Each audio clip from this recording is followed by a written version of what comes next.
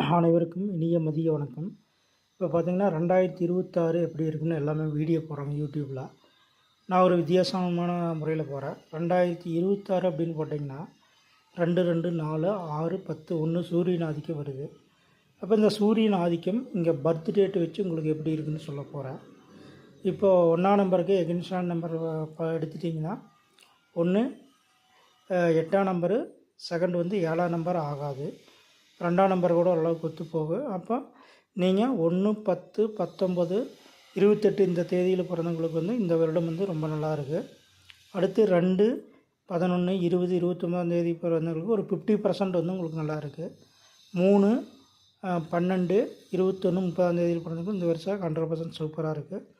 4, 13, 22, 31 தேதி பிறந்தவங்களுக்கு இந்த வருஷம் நல்லா இருக்குது. 5ஆம் தேதி பிறந்தவங்களுக்கு 5, 14, 23 தேதி பிறந்தவங்களுக்கு வந்து உங்களுக்கு இந்த வருஷம் நன்றாக இருக்கும். 6, 5, 24ஆம் தேதி பிறந்தவங்களுக்கு இந்த வருஷம் நன்றாக இருக்கும். அடுத்து பார்த்திங்கன்னா 7, 16, 25ஆம் தேதி பிறந்தவங்களுக்கு இந்த வருஷம் 2026 சுமாராகத்தான் இருக்கும். 8, 17, 26ஆம் தேதி பிறந்தவங்களுக்கு வந்து இந்த வருடம் 100% சுமாராகத்தான் இருக்கும். 9, 18, 24ஆம் தேதி பிறந்தவங்களுக்கு இந்த வருஷம் மிகவும் நன்மையை பயக்கும். இப்போ இன்னொன்று வந்து நீங்கள் உங்களுக்கு வந்து 10 ஜாதகத்தில் வந்து ஒன்று வந்து உங்களுக்கு ரிசவத்தில் சூரியன் அல்லது கன்னியில் சூரியன், அடுத்து தனுசில் சூரியன் இருந்தாலும் உங்களுக்கு இந்த வருடம் கொஞ்சம் வாய்ப்புகள் வந்து கம்மியாக தான் இருக்கும். அடுத்து இந்த 1, 8 அதாவது நான் என்ன சொல்கிறேன்னா இந்த சனி பகவான் வரதெல்லாம் இந்த 8ஆம் நம்பர் 1ஆம் நம்பர் சம்பளம் பார்த்திங்கன்னா 8ஆம் தேதி பிறந்தவங்களுக்கு வந்து இந்த வருஷம் ஆக்சிடெண்ட் நடக்க வாய்ப்பு இருக்குது.